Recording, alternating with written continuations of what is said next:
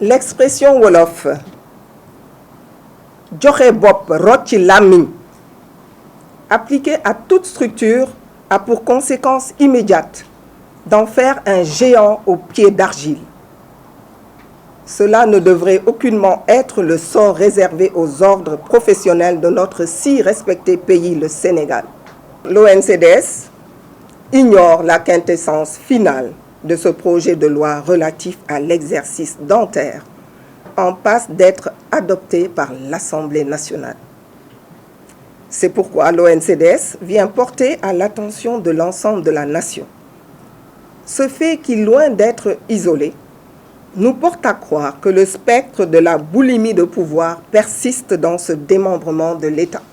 L'ONCDS vient donc par cette présente faire prévaloir conformément à la loi 81-70 du 10 décembre 1981 son droit légitime à une relecture du projet de loi avant l'envoi pour adoption à l'Assemblée nationale en vue de s'assurer que les différents articles, dans leur formulation, n'altèrent en rien les statuts et la mission ordinale, ainsi que l'excellence de la pratique dentaire au Sénégal.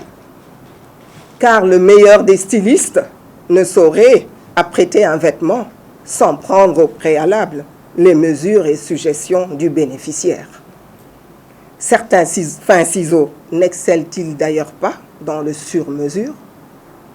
Il serait fort préoccupant, dans ce contexte de régionalisation, que le Sénégal ne dispose pas d'ordre professionnel de santé réellement fort, pouvant circonscrire au maximum certaines tentatives nuisibles de commis de l'État. Or, un ordre fort nécessite une loi bien écrite dans sa globalité, sans rajout pernicieux qui n'en ferait qu'une entité sous tutelle hiérarchique du MSAS et par cette voie, un géant aux pieds d'argile. Le texte a été charcuté, il a été modifié. Le texte, en ses articles fondamentaux, à savoir 16 et 20, ces articles 16 et 20 constituent en fait l'essence même de la loi et conditionnant l'exercice de la santé bucco-dentaire au Sénégal. L'article 16 et 20 nous dit qu'aujourd'hui, nous sommes personnel moral de droit public. Ils ont enlevé doté de personnalité civile. Ils ont enlevé doté d'autonomie financière. Et on nous met sous la tutelle technique du ministère, ce qui n'existait pas dans l'ancien texte. Je dis que c'est anormal. Mais quand on les a vus, ils nous disent que, en fait, ce texte, personne morale de droit public, résume tout ça. Et que c'est de la redondance. Nous voulons notre redondance. Nous la voulons parce que ça nous permet de travailler et ça nous permet de poursuivre des gens. C'est plus sécure. Mais dans le droit, ils disent que non, nous voulons notre redondance parce que de 81, dans tous les textes des ordres, c'est cette phrase qui existe.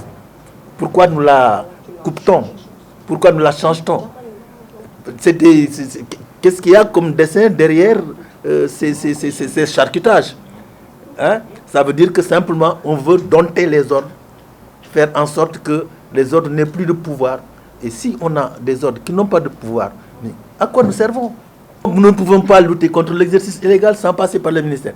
Or, toutes les luttes contre l'exercice illégal qui ont eu lieu dans ce pays ont été initiées par l'ordre et le ministère n'a jamais levé le pouvoir pour nous aider. Alors que nous avons aujourd'hui le même combat.